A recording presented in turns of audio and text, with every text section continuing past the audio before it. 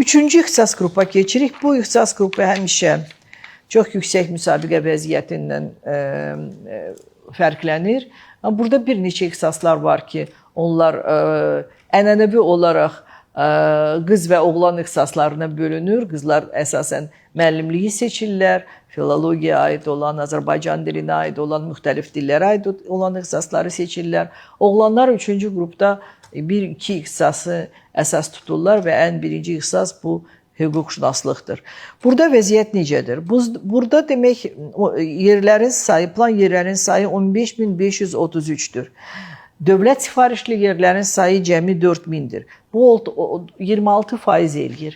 Yenə də demək, necə ki, ikinci qrupda burada cəmi 26% bu qrupda oxuyanlar dövlət sifarişli əsaslarından ali təhsil ala biləcəklər. Amma onu da mən sizə xatırlamaq istəyirəm ki, siz bilirsiniz ki, demək, təhsil fondu var. Təhsil fonduna müraciət edib ödənişli təhsil qazanan şəxslər də təhsil fondundan bilirsiniz ki, kredit ala bilərlər və onlar dövlətin hesabına, həmin o kreditin hesabına da oxuya bilərlər.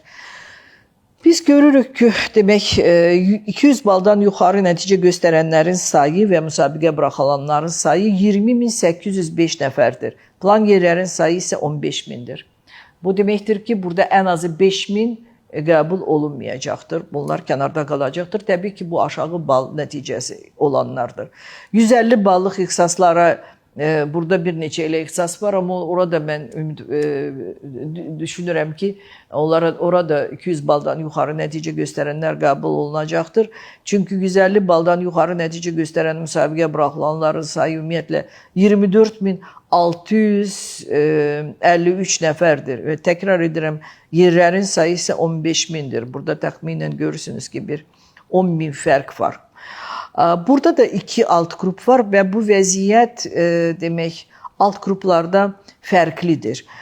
Misal üçün DT alt qrupunda həmin o 200 baldan yuxarı 20.000 adam demək 20.805 nəfər adam 13.373 yerə demək iddiaçıdır.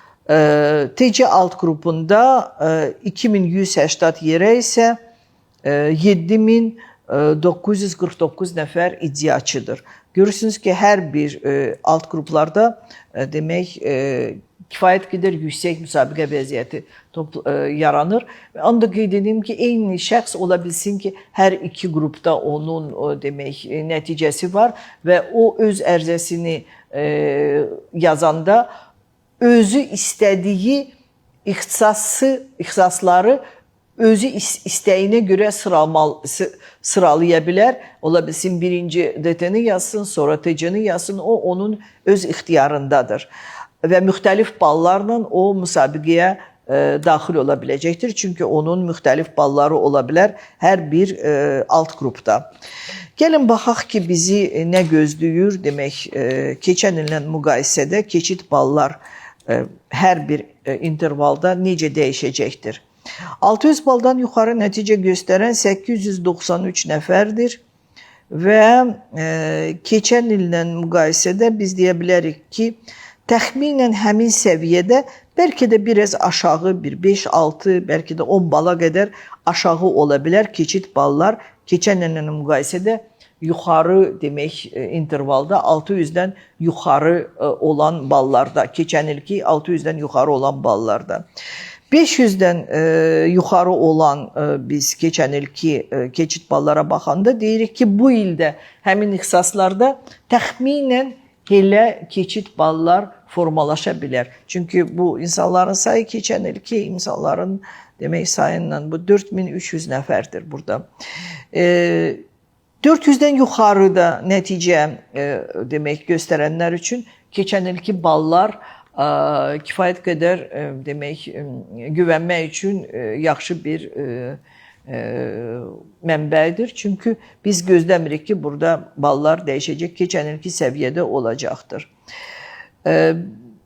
Yenə də demək 300 baldan yuxarı nəticə göstərənlər burada da biz gözləyirik ki, həmin demək keçən ilki vəziyyət olacaqdır. Amma yenə də həmin o histogramın aşağı hissəsində, sol hissəsində demək 200 balla 300 bal arasında olan keçid ballar keçən illə müqayisədə təxminən 20 bala qədər arta bilər.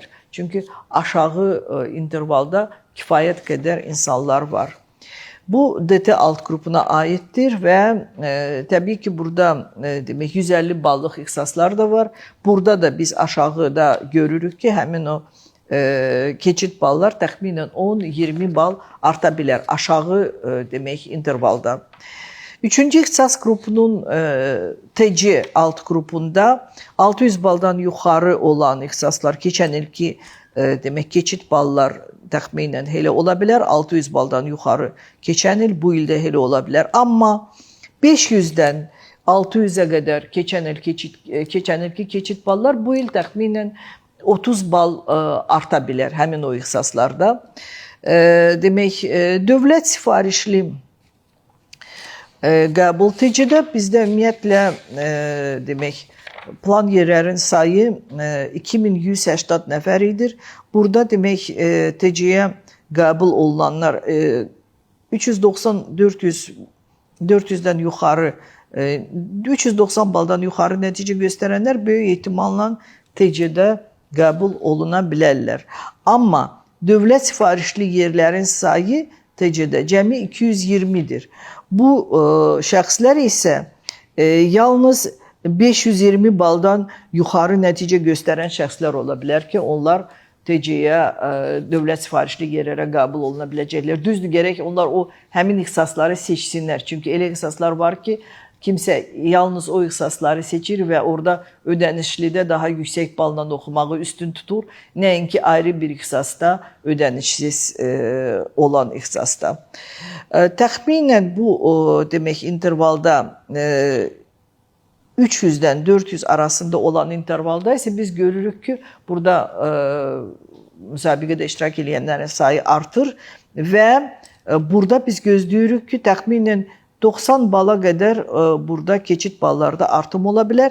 Yenə də bu demək bizim histogramın sol tərəfində və xüsusilə 200 baldan 300 bala qədər də biz 90 bala qədər aşağıda demək artımı gözləyirik 3-cü ixtisas qrupunda.